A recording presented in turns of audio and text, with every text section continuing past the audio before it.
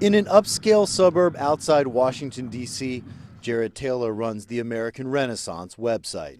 So this is where you run American Renaissance? This is the place, yeah.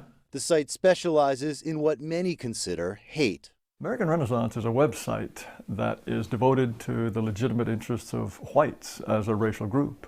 Brian Lenz is a researcher at the Southern Poverty Law Center, an organization that studies hate groups in the United States. The SPLC has tracked American Renaissance for years. It is a website, it is a journal, and they have this idea that, for example, African Americans are a, quote, retrograde species of humanity. It's an ugly ideology that they espouse.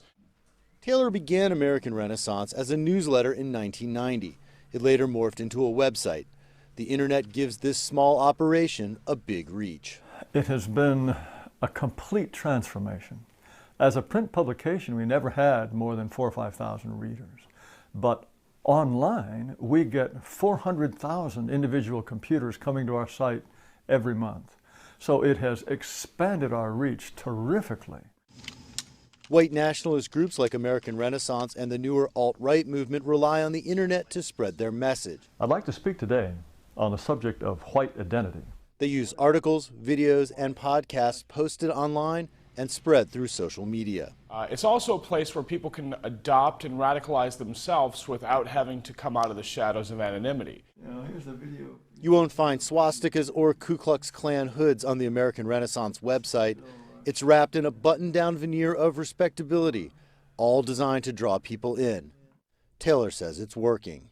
You don't find the Ku Klux Klan making great headways on college campuses or provoking burgeoning podcast or videocast phenomena. No, it's people who are more like me. Nazis don't come anymore, with an armband and a swastika. That sometimes they come with a suit and a tie.